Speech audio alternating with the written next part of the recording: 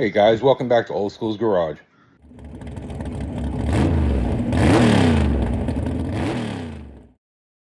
Okay, so I think what we're going to try to do this week is hopefully get that mock-up engine in between those frame rails.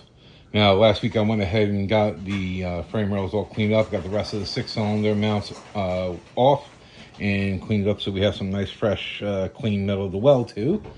And so, but I think what I am going to wind up doing is taking the bell housing off here. So we know the bell housing interferes with the tranny tunnel, and you know, it doesn't need to be on there now because we know it'll fit. We just know we just got to massage the tunnel a little bit.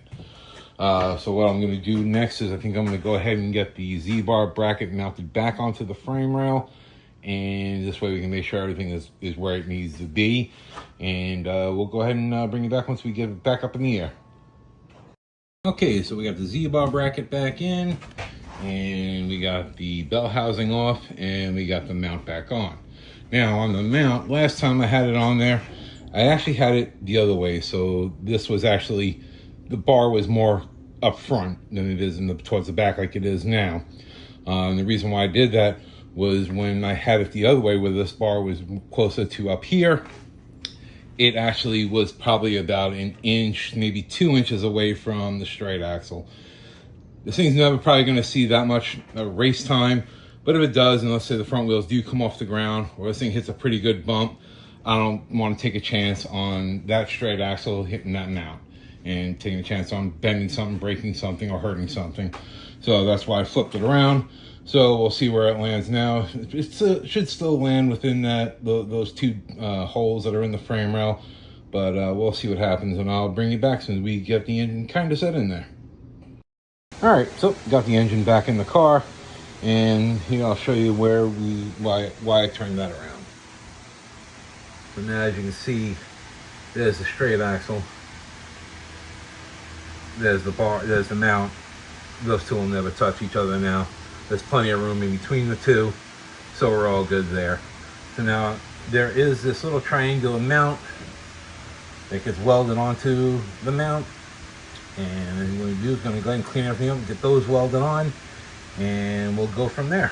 All right. And I had a fear about the valve covers at first not fitting properly, but I guess I might have just not have been just perfect where it was, but you can go ahead and put the valve covers on. There we go. And unfortunately, no, they're not going to sit right because of the engine hoist, but I can get them in there and they'll be just fine. So, all right, we'll go ahead and see what else we can get done, and I'll bring you back as soon as we get done. All right, well, it looks like we got a little more work done today. Let me show you what we got done. So we were able to get those little triangle pieces. Those are just tacked in for right now. I think we're done for today.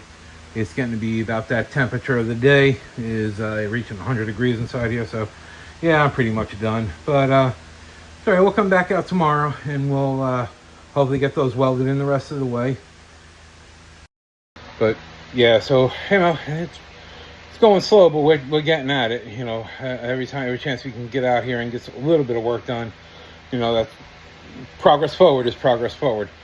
But all right, guys. Well, you know what? I appreciate you watching Old School's Garage. Remember to click like, share, and subscribe. If you want a shirt, there's merch. The link is usually in the bio on all the socials. Come check me out. I appreciate everybody for checking it out. And you know what? Just be safe out there. Have a great day. We'll talk to you later. Bye.